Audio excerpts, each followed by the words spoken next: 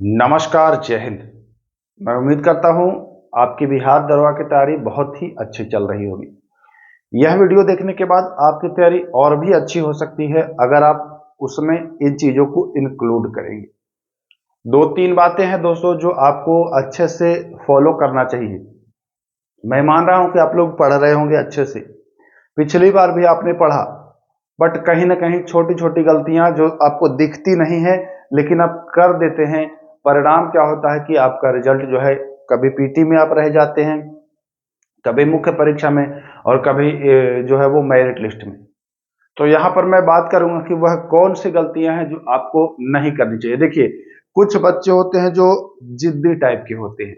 वो सोचते हैं कि हम जो पढ़ रहे हैं वो सही पढ़ रहे हैं, जो बाकी कोई बता रहा है वो गलत बता रहा है। तो यहाँ पर समझना है आपको, आप गलत हो सकते हैं, आप सही भी हो सकते हैं। कोई जरूरी नहीं है कि आप ही सही हो या कोई जरूरी नहीं है कि आप गलत भी हो।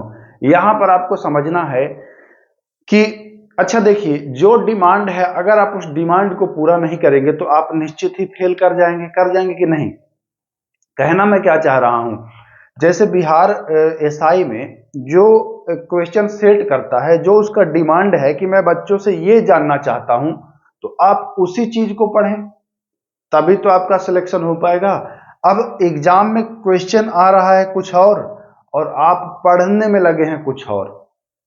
मैं इससे पहले भी एक वीडियो आपको उपलब्ध कराया हूं, हार्ड क्वेश्चन के चक्कर में ना पड़े। तो यहां पर भी मैं उस बात को रिपीट कर रहा हूं कि आप अकॉर्डिंग टू सिलेबस, अब बहुत सारे बच्चे कहेंगे कि सर इसका सिलेबस तो कहां से हम लाएं, मिलता ही नहीं है।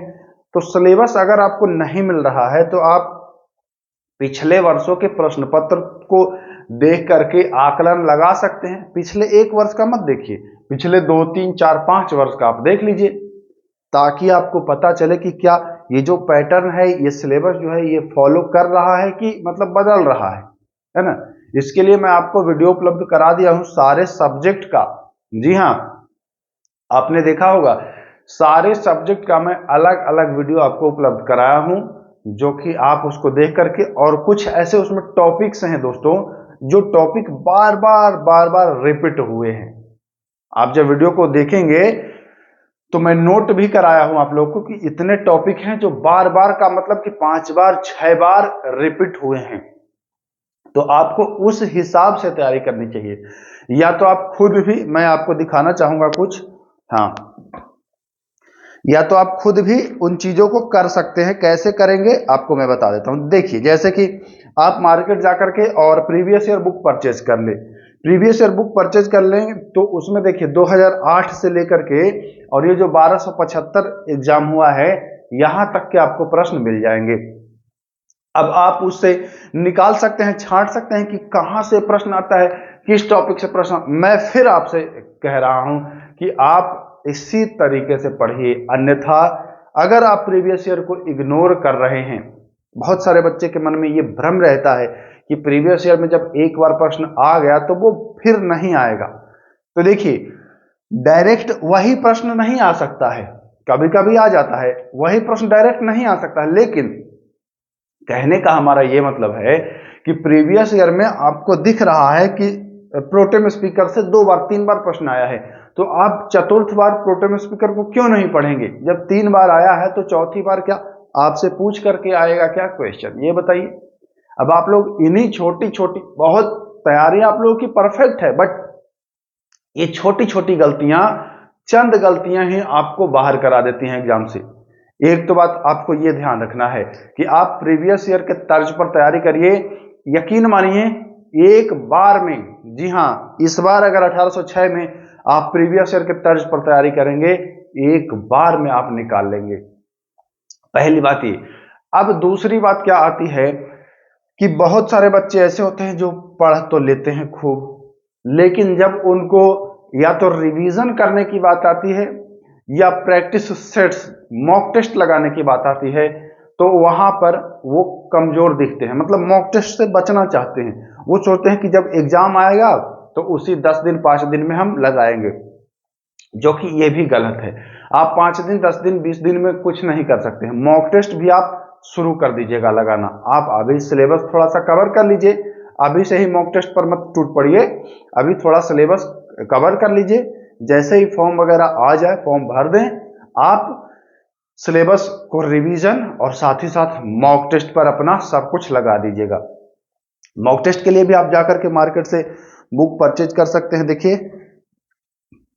मैं आप लोगों के लिए लाया हूं, है ना, बुक भी लेकर के आया हूं।